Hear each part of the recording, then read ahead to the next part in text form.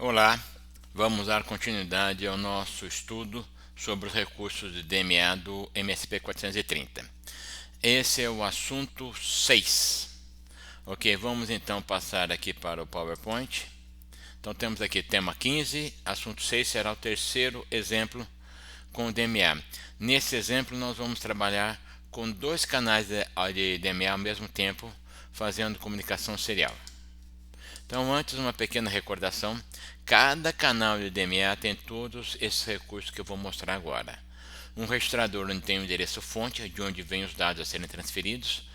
Um registrador com endereço destino, para onde vão os dados que são lidos, né? Então, se ele sempre sai de uma posição na memória e vai para outra. Tamanho e a quantidade de transferências. Temos sempre um controle para indicar como é que nós vamos alterar esse registrador fonte, endereço fonte. Um outro que indica como vamos alterar o registrador endereço de destino. Podemos indicar se fonte e destino opera em bytes ou 16 bits. Aqui é a habilitação do DMA. E aqui é o modo como vamos programar o DMA. E aqui é a seleção do canal. Falei errado, né? A seleção do disparo. Quem vai disparar o DMA. E um controle de prioridade, porque quando acontecem 2 ou 3 disparos simultaneamente, ele resolve qual vai aceitar. Então isso aqui é comum para todos. Mas para cada canal, por exemplo, aqui é o canal 1, temos a seleção de quem vai disparar o canal 1. Então, seguindo adiante, os modos. Já vimos isso, mas vamos lá, vamos bater rapidinho. O modo simples é aquele onde eu preciso de um disparo para cada transferência por DMA. O modo bloco é em que o primeiro disparo começa a transferência, a CPU sai do ar e só, fazendo a brincadeira, só acaba quando termina. E o modo rajada é o primeiro disparo, entra nesse modo, começa a executar, porém o DMA não ocupa o tempo inteiro o barramento, ele libera de vez em quando para a CPU. E o modo repetido é aquele onde, quando termina o que foi pedido, o enable permanece em 1. Se não é repetido ao final de cada operação programada, ou seja, quando o contador chega a 0, o controlador DMA é desabilitado. Ok? Então vamos ao nosso programa 3. Vamos usar o DMA 0 para enviar o vetor 0 pela UART 0 e receber pela UART 1 e usar o DMA 1 para guardar em V1. Perfeito? Um monte de zeros e um monte de 1, né? A figurinha aqui ilustra melhor a ideia. Então tem um vetor V0, quero transmitir pela porta serial e vou simbolizar aqui, né? Vamos ter que usar o mesmo MSP, né? Então vamos representar a UART 1, né, como a receptora. Então o V0 eu vou transmitir pela UART A0, vou receber pela UART A1 e vou guardar no vetor V1. Só que a transmissão do vetor V0 vai ser feita via DMA, ou seja, eu vou pegar os dados do vetor V0 e vou escrever aqui na USI A0, cadenciada pelo TXFG com a ajuda do DMA. E na recepção, cada dado que chega aqui vai disparar o RxFG, que dispara o DMA, que escreve o dado no NV1. Perfeito? Então, na verdade, vai fazer tudo sozinho. E essa é uma solução muito interessante, que eu posso transmitir um vetor de dados ou receber um vetor de dados sem intervenção da CPU. A CPU pode estar lá parada no modo baixo consumo, fazendo outras coisas, que isso acontece de forma automática usando os recursos DMA e o ART do nosso MSP. Pegaram bem a ideia? Então eu vou transmitir o V0, ele vai passar pela serial e vai chegar aqui. Só que a transmissão de V0 para a nossa UART A0 vai ser por DMA. E cada vez que chegar alguma coisa, ou seja, a retirada dos dados que chegam da unidade UART A1 e escrita no vetor V1 vai ser por DMA. Então simplesmente eu vou disparar e vou embora. A brincadeira acontece toda sozinha. Só tem um pequeno detalhezinho que eu vou mostrar. Como é que seria então, passando melhor as ideias? Então o canal 0 de DMA vai pegar paulatinamente os bytes, melhor os dados, né, do vetor V0 e vai escrever na UCA0 TXBuffer, no buffer de transmissão da unidade A0. Ele vai fazer isso cadenciado pelo TXFG.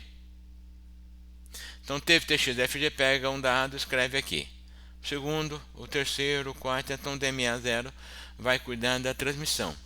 E a recepção? A recepção vai sempre, o dado vai sempre chegar no OCA1 RxBuff e eu vou tirar daqui e escrever no vetor V1. Perfeito?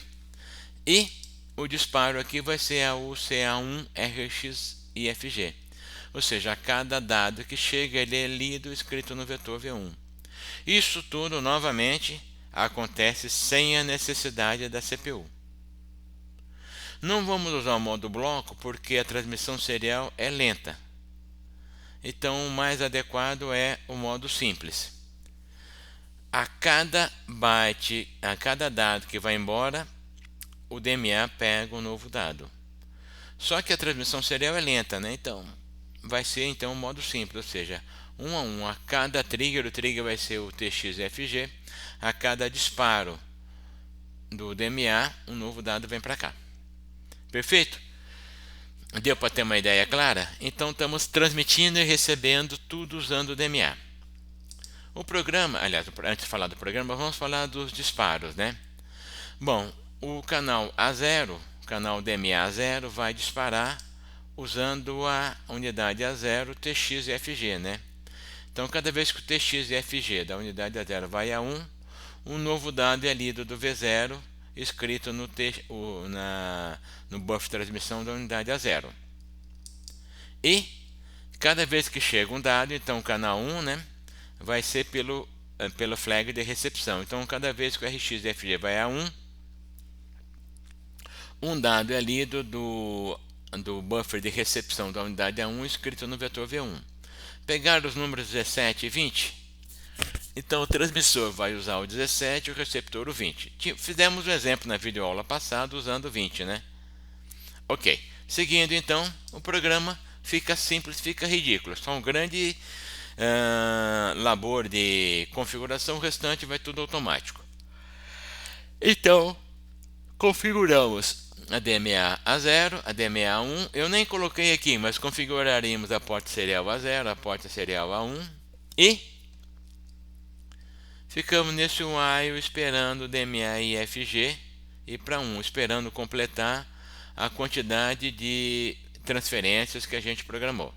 Só tem um detalhezinho, estão vendo aqui o CA0 TXBuff? Escrevi o primeiro elemento do vetor V0. Por que eu tive que fazer isso? Não vai acontecer tudo por DMA? Sim, só tem um detalhe, então me permitam voltar um pouquinho aqui. Quando vocês preparam a porta serial, no caso a porta serial A0, vocês estão lembrados que o TXFG já vai para 1? Porém, o DMA é disparado quando o TXFG vai de 0 para 1. Ao configurar o DMA, o TXFG já vai estar em 1 e não vai disparar o DMA. Então eu vou fazer o seguinte, o primeiro dado eu vou transmitir no braço, né, brincando com o termo, né? Eu vou transmitir de forma direta, ou seja, assim que eu pegar o primeiro dado do V0 e escrever no CA0 TXBuff, o TXFG vai para 0. Quando terminar a transmissão ele vai para 1. Opa! Quando ele for de 0 para 1, aí temos o primeiro flanco de subida e vai disparar a próxima operação de DMA e assim vai, tudo o resto acontece da forma esperada. Porém, o primeiro dado eu fiz desta forma. Eu poderia até tentar fazer o seguinte, configurar o DMA, depois configurar a unidade A0, a unidade serial A0, e assim eu terminar de configurar, talvez o TXFG fosse para 1 e aí já disparasse o canal DMA. Mas eu não chequei e recomendo que não tentem fazer dessa forma. Configura primeiro as portas seriais, depois configura o DMA e o primeiro byte, para começar a brincadeira, vocês transmitem no braço, transmite de forma explícita pelo programa. Perfeito? Então está aqui a explicação. Quando eu configurei as unidades seriais aqui atrás, o TXFG da unidade A0 vai estar em 1. Então eu escrevo o primeiro elemento no buffer de transmissão. Eu escrevi o primeiro elemento, o TXFG vai para 0. Quando a unidade serial A0 transmitir, ele vai para 1, e aí o DMA canal 0 vai escrever a posição, a próxima operação do vetor, a outra, e assim vai. Aqui eu pus I, né? E no meu programa, me desculpem, deixa eu corrigir isso aqui. Não, vamos deixar como tá, vai. Tem um errinho, né? Ih, eu fiz bagunça agora, um momentinho só. Já que eu fiz bagunça, vamos consertar esse negócio. Tá aqui, ó. Então vocês não estão vendo, mas eu estou corrigindo aqui o slide. Ele tinha um pequeno defeito, voltaram a ver. Estão vendo aqui, ó, V0, né? Então estou transmitindo o primeiro elemento no braço. Aqui na versão anterior eu tinha uma variável I, fazia ela igual a 0, e eu me confundi aqui. Acertei o programa, mas não acertei aqui. Perfeito? Então, ó, primeiro elemento do vetor, estou transmitindo no braço. A partir daí a coisa entra em sequência. Ok, então mandei o primeiro, disparei a brincadeira, a roda começa a girar. E eu pus aqui um while, né, com DMA e FG. Então, quando o último elemento for recebido pelo canal 1, acabou a brincadeira e eu vou checar, tem a comparação dos vetores. Eu poderia preparar esse DMA e FG para me interromper. Assim eu poderia estar dedicado a fazer outras coisas, seria interrompido quando a operação DMA, tanto do canal 0 e 1, tivesse terminado. Ou poderia preparar para me interromper e dormir. Quando essa interrupção acontecesse, tiraria a CPU do modo de baixo consumo. Nós não vimos baixo consumo ainda. Só estou dando uma pequena ideia. Vai ser assunto para daqui umas 2 ou 3 videoaulas. Estamos chegando lá. Perfeito? O importante é compreender o conceito de DMA. Continuando então, a grande dificuldade são as configurações. Como é que eu configuro o canal 0? O canal 0 é o que vai mandar transmitir. Então, pus ele no... Ó, o trigger é o 17, perfeito. O CA0TXFG, já vimos naquela tabelinha. Vai ser o modo simples. O destino é fixo. Por quê? Porque o destino vai ser sempre o buffer TX da unidade A0. O incremento, então não vamos incrementar o endereço destino. O de fonte sim, porque vai ser o vetor V0. Fonte e destino opera em bytes, perfeito. Então temos aqui, ó, o endereço de fonte. Esse address é o endereço da fonte. Eu peguei o endereço da posição 1 do vetor. Por que da posição 1? Porque do V0 eu já transmiti, né? A posição 0 eu já transmiti. Então eu peguei da posição 1. E então eu estou transmitindo um dado a menos, por isso eu pus QTD-1 aqui. E o destino é sempre o endereço do buffer de transmissão. E a configuração do canal 1 DMA também muito parecido. Agora o trigger é o RxFG, que é a posição 20, modo simples. O destino vai incrementar, que é o vetor. A fonte é sempre a mesma, vai ser o buffer de recepção do canal da unidade A1. Ambos operam como bytes, né? Então, o endereço fonte é sempre o buffer de recepção da unidade A1. O destino vai ser vetor A1 e quantidade. Então, vamos mudar aqui para o nosso Code Composer. Está aqui ele. Vamos aumentar o tamanho da letra, né, para vocês conseguirem chegar um pouquinho melhor. Passando aqui, eu deixei como brinde para vocês, ó, os endereços das unidades dos buffers de transmissão e recepção da unidade A0 e A1, né? Claro, eu comentei que não estou usando, poderia até não ter comentado. Vou transmitir 200 bytes, já que meus vetores são do tipo jar, eu estou operando em byte, então para não ter o trabalho de ficar reescrevendo, e eles então na inicialização numeram de 0 até 200. Então está aqui a minha unidade, a main, né? Então, vamos lá, inicializa os LEDs, inicializa a 0, a 1. Faço o testezinho para evitar que vocês liguem lá um cabo e tenha mau contato, etc. Isso aqui é só por segurança. Aí chegamos aqui na inicialização do vetor. A inicialização é aquela mesma da videoaula anterior. Colocamos os números de 0 a 199 no vetor V0. Configuramos DMA 0, DMA A1, mandei transmitir o primeiro dado, repare que aqui já pus 0, né, coisa que eu não tinha feito, espera terminar a brincadeira, aí faz o teste e acabou. O teste serial está aqui, eu vou passar reto, configuração do DMA está aqui, comentado, não tem grandes coisas. Posso acertar aqui, né? Continuando, o DMA que vai receber está aqui, mas nenhum detalhe, configurações e tudo mais, aí o resto você já sabe. Então eu vou fazer o seguinte, eu vou salvar, já que eu aumentei aquele comentáriozinho, e vamos começar aqui a brincadeira. Terminar de compilar. Engraçado, a janela de compilação não aparece lá no... Vamos parar. Eu vou pedir aqui para exibir as expressões. Então vamos executar um pouquinho com F6.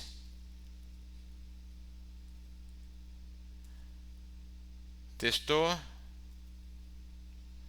Passou no teste. E inicializou os vetores. Agora o vetor V0 está inicializado. 0, 1, 2, 3, etc. E vamos olhar o vetor V1 só para vocês acreditarem que eu não estou dando golpe. Ó, o vetor V1 está aqui, todo ele com 0.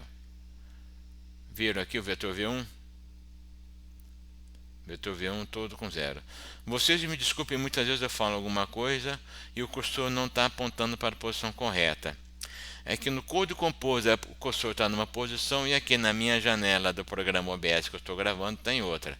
Então, ó, pus em cima do V1, ele não está em cima do V1, ele está um pouquinho acima, né? Então, eu volta e meio me confundo e olha a janela errada. Ok, então vamos aqui agora, eu vou dar o play. Vamos dar o play. Não está aparecendo aí, né? Está errado, mas estou dando play. E fiquei parado neste while aqui, né? E reparem, né? Vou rodar aqui, vamos olhar o vetor V1. Tá aqui, o vetor V1 recebeu, ó, 0, 1, 2, 3, 4 os valores. Eita, os valores esperados, né? Não tem jeito. Tá aqui os valores esperados, perfeito. E parei aqui, meu LEDzinho verde acendeu. Quer dizer que está tudo 100%, tudo certo. E o programa funcionou. Então, não tem assim um grande clímax, né? Porque ele roda, mostra que funciona e acabou. Perfeito, então vamos voltar ao nosso code, ao nosso PowerPoint. Eu tenho que minimizar aqui. Está aqui o nosso PowerPoint. Então, vimos que o programinha funcionou. Recomendo que vocês deem mais uma olhada. A próxima slide aqui só mostra, né, os endereços que eu já deixei lá para vocês. E chegamos ao final. Então, esse terceiro programa, espero que ele ilustre bem o emprego do DMA, né? Quanto ele pode ajudar a CPU. O DMA assumiu o controle tanto da transmissão quanto da recepção. E a a CPU poderia estar dedicada a fazer qualquer outra coisa, ou poderia até estar no modo baixo consumo. Aí nós habilitamos o DMA canal 1 para interromper a CPU. Quando ela é interrompida, ela sai do modo baixo consumo e volta a funcionar, já sabe que os dados estão lá. Então temos vários recursos que nós podemos resolver de forma muito elegante com o DMA. Transmissão serial, recepção serial. Já pensaram em como usar o DMA para ler os dados do conversor AD? Tirar aquela necessidade de ler um a um os registradores lá as memórias, né? Então, na verdade, registradores das memórias de 0 a 15 do conversor AD. Já pensaram em usar DMA com I2C? E que tal se a gente atualizasse o LCD por DMA? Seria interessante. Se vocês já fizeram o visto 3, vão perceber que muitas vezes, ou para algumas versões do programa, para alguns alunos, o LCD ficou meio lento. Poderíamos pensar em usar o DMA, I2C e DMA. Então eu deixo os desafios aí para vocês. E agradeço então a atenção, recomendo que olhem novamente os registradores e peguem a listagem e olhem com calma. Talvez a listagem é do lado e a videoaula rodando. Ok? Então termino aqui agradecendo a atenção de vocês.